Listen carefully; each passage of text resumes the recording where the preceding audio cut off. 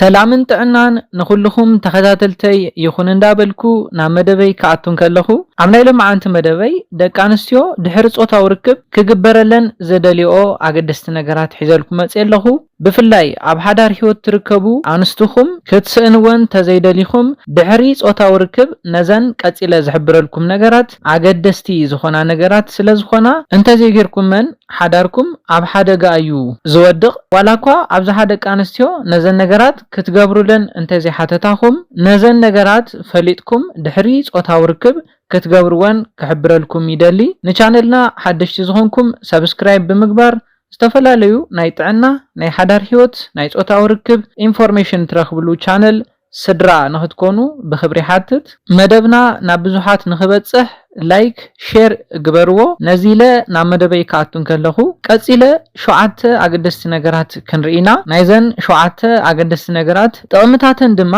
ኣብ መንጎኹም ዘሎ ፍቕሪ ዘውስኽን ኣብ መንጎኹም ዘሎ ምቅርራብ ዘውስኹ ኣገደስቲ 7 ነገራት እዮም ኩልሻዕ ደቂ ኣንስትዮ ድሕሪ ጾታዊ ርክብ ዝደልዮ እቲ ቀዳማይ እንታይ እዩ እቲ ወዲ ሓቂፉወን ንኽድቅስ ይደልያ እየን እዚ ኣብዝሓ ደቂ ተባዕትዮ ዘይገብርዎ ኮይኑ ግና ደቂ ኣንስትዮ ብጣዕሚ ዝደልዮ ነገር እዩ ከም ዝፍለጥ ኣብዝሓ ደቂ ተባዕትዮ ድሕሪ ጾታዊ ርክብ ገጾም ዘዊሮም ዝድቅሱን ወይ ከዓ ተስሲኦም ናይ ምኻድ ባህሪ ዘለዎም እዮም ኮይኑ ግና ኩለን ደቂ ኣንስትዮ ድሕሪ ጾታዊ ርክብ ተሓቂፈን ክድቅሳ ይደልያ እየን እዚ ነገር እዚ ኣገዳሲ ዝገብሮ ብምንታይ ምኽንያት እዩ በኣ ሕጉስ ምዃንካ መርአይ ስለዝኾነ እዩ ተሲኹም ኣብ ትኸዱሉን ገጽኩም ዘዊርኩም ኣብ ትድቅሱሉ እዋን በኣተን ሕጉሳት ከም ዘይኾንኩም ብምሕሳብ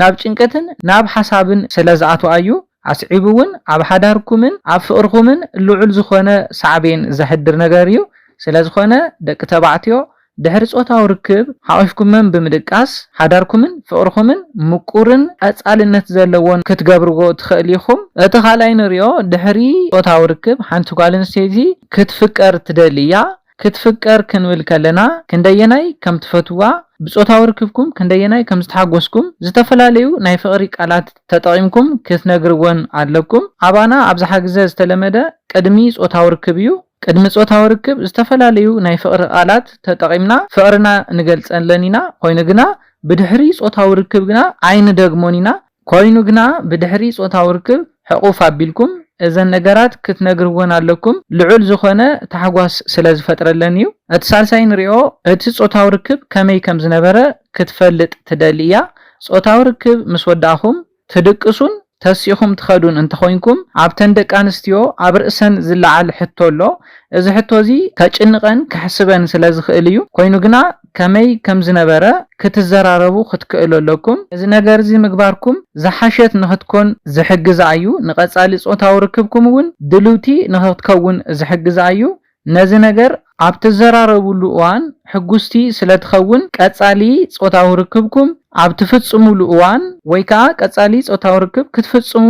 ኣብ ትሓስቡሉ እዋን እዚ ናይ ዝሓለፈ ጾታዊ ርክብ ተሓጓስ ኣብ ውሽጣ ስለዝተርፍ ለማዓንቲ እውን ንዓኻ ክትሕጉስ ከም ትኽእል ተሓስብ እያ ስለዝኾነ እውን ብሓንጎላን ብሰውነታን ነቲ ጾታዊ ርክብኩም ድልውቲ ንኽትከውን ዝሕግዛ እዩ ነጾታዊ ርክብ ድልውቲ እንተኾይና ድማ ብልዕታ ራሕሲ ንኽፈጥር ዝሕግዛ እዩ ራሕሲ ኣብ ብልዕታ እንተተፈጢሩ ድማ ምንም ዓይነት ሕማም ዘይብሉ ኣጋባይ ዝኾነ ጾታዊ ርክብ ንኽትገብሩ ዝጠቕመኩም እዩ እቲ ራብዓይን ኣገዳስን ዝኾነ ድማ እንታይ እዩ ምይይጥ ምግባር እዩ ድሕሪ ጾታዊ ርክብ ምይይጥ ክትገብሩ ኣለኩም ኣብ እዋን ጾታዊ ርክብ ዘጋጠሙ ጸገማት ናፃን ግልጽን ኮይንኩም ክትመያየጡሎም ኣለኩም ብፍላይ ድማ እታ ጓል ኣንስተይቲ ዘይትፈትዎ ናይ ፖዚሽን ዓይነት እንተጌርኩም ኣብቲ ርክብኩም ሕማም ተሰሚዕዋ እንተነይሩ እዘን ነገራት እዚአን ምምያጥ ብጣዕሚ ኣገዳሲ እዩ ነዚ ክብል ከለኹ ግና ዝጸለአቶን ዘይተመቸዋን ጥራሕ ዘይኮነስ ደስ ዝበላን ዝፈትወተን እንተሃልዩውን ኣብ ቀጻሊ ኣማሕሽኩም ንኽትገብርዎ ተትፈልጥዎ ይምረጽ እዩ እዚ ኩሉ ኣብ መንጎኹም ዘሎ ርክብ ዘማሕሽን ናይ ቀጻሊ ጾታዊ ርክብኩም ዓጋባይን ተናፋቕን ንኽኸውን ዝሕግዘኩም እዩ እቲ ሓምሻይ ክንደየናይ ከም ተሓልዩለን ክትነግርወን ኣለኩም ንዓኣተን ዘለኩም ሕልየት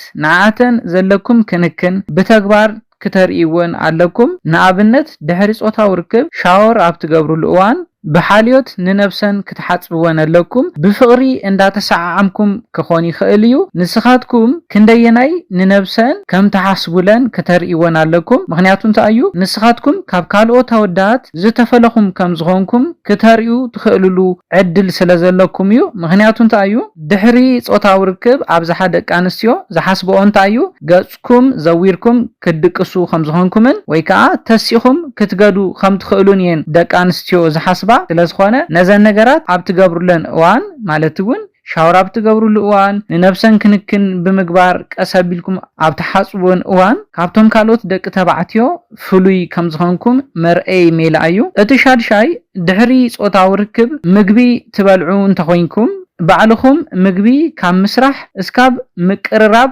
ባዕልትኹም ተትገብርዎ ይምረጽ ኣባና ብዙሕ ዘይተለመደ ኮይኑ ግና ንካፕልስ ፍቅሮም ዘውስኽ ነገር እዚ ንዓ ዘለካ ክብሪ ክንደየናይ ከም ዝኾነ መርአይ ስለዝኾነ ድሕሪ ጾታዊ ርክብ ምግቢ ትበልዑ እንተኾይንኩም ምግቢ ካብ ምስራሕ ጀሚርኩም ባዕልኹም ቀራሪብኩም ምግቢ ከተብልዕዋ እንከለኹም ፍቅርኩም ብጣዕሚ ዘጥንክር ዓይነት ሜላ እዩ እቲ ሻውዓይን ናይ መወዳእታን ድማ እንታይ እዩ ደቂ ኣንስትዮ ድሕሪ ጾታዊ ርክብ ኣድህቦ ይደልያየን ልክዕ ቅድሚ ጾታዊ ርክብ ዝነበረኩም ኣድህቦ ክትህብዎን ይደልያየን ቅድሚ ናብ ጾታዊ ርክብ ምእታብኩም ብጣዕሚ ኣድሂብኩም ትሰርሑ ኢኹም ኮይኑ ግና ድሕሪ ጾታዊ ርክብኩም ሸለል ክትብልዎን ትኽእሉ ኢኹም ኮይኑ ግና እዚ ኣብተን ደቂ ኣንስትዮ ኔጌቲቭ ዝኾነ ተጽዕኖ ዘሕድር ነገር እዩ ስለዝኾነ ድሕሪ ጾታዊ ርክብ እውን ልክዕ ከምቲ ቅድሚ ጾታዊ ርክብ ዝነበረኩም ንዓተን ዝነበረኩም ኣድህቦ ድሕሪ ጾታዊ ርክብ እውን ንዓተን ኣድህቦ ክትህብዎን ኣለኩም ክነጠቓልሎ ከለና